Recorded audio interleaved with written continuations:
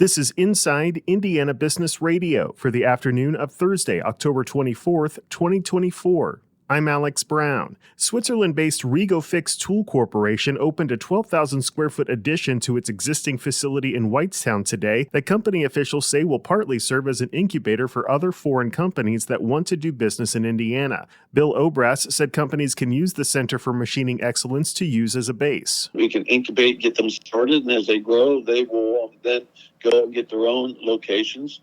And ideally, we would want them to do that in Indiana. So we think it's a great thing for the economy as we do that.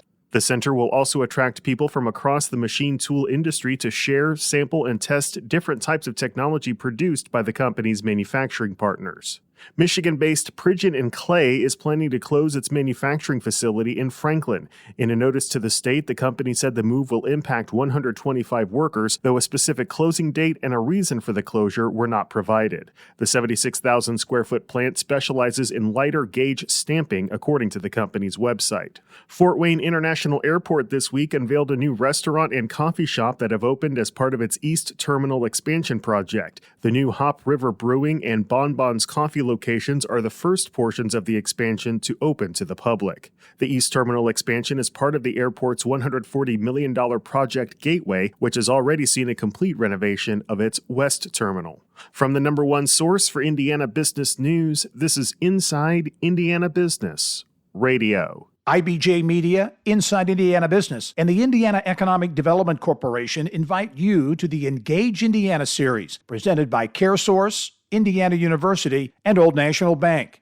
With an unrelenting focus on growing Indiana's economy, we'll dive into each region's unique challenges and distinct opportunities for growth. 9 regions, 1 goal. Indiana's bold future starts here. Discover more and register at ibj.com/engage. The state's economic development arm plans to request a modification to the zoning for portions of the former General Motors stamping plant site west of downtown Indianapolis. Here's Mason King. The Indiana Economic Development Corporation says it intends to seek multiple buyers, partners, or users for 30 acres at the site, largely surrounding the $150 million headquarters for Elanco Animal Health that's set to open in 2025. A conceptual plan for the proposed infill development calls for up to 550,000 square feet of research and development hub space, 1.6 million square feet of housing space, 1.2 million square feet of office space, and 290,000 square feet of retail space.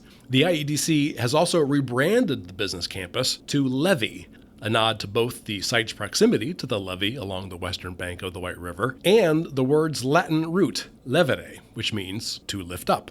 The site has been called the One Health Innovation District since May, when Elanco and Purdue University announced plans to partner on a shared use facility with a goal of turning the campus into a research area for human, animal, and plant health sciences. The updated master plan calls for a cluster of technology-focused companies on 12.5 acres to the immediate west and south of the Elanco property, as well as 3.15 acres of university and mixed-use space for the Elanco-Purdue partnership.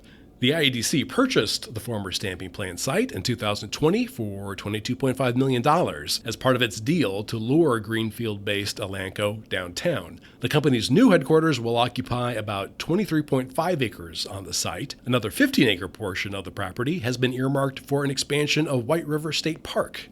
Mason King, Inside Indiana Business Radio. Indianapolis-based biotech company Genefis has been awarded a $500,000 National Science Foundation grant to support the next steps toward commercialization of its collagen product used for soft tissue restoration. The grant will go toward manufacturing preparations and the necessary testing to achieve regulatory approval of the company's flagship product, Collamer Self-Assembling Scaffold. The product is a collagen biomaterial that restores tissue without causing the inflammation that can occur with traditional implantable materials. The award follows a nearly $1 million foundation grant awarded to the company in 2022 to support its expected rollout to the wound care market. Officials in Mishawaka on Wednesday celebrated the grand opening of the $43 million Mishawaka Fieldhouse. The 230,000 square foot facility features 10 multi-purpose courts for volleyball and basketball, a 70-yard turf field field, batting cages, and more. John Anthony with the St. Joseph County Hotel Motel Tax Board said the Fieldhouse will build on an already successful youth sports ecosystem in the county. Just last year, we had 91 different events in youth sports that generated 43,000 room nights, 168,000 people, and almost $30 million of economic impact.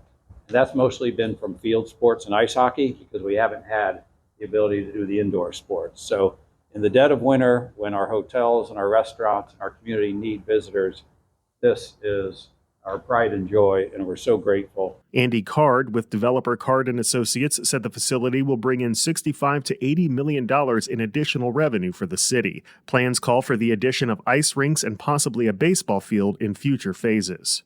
Eiteljorg Museum CEO Catherine Haig is this week's guest on the Business and Beyond podcast with Gary Dick, presented by PNC, a weekly conversation with high-profile Hoosiers in business, sports and entertainment, and beyond. Available now from your favorite podcast provider. I'm Alex Brown for Inside Indiana Business Radio on Demand.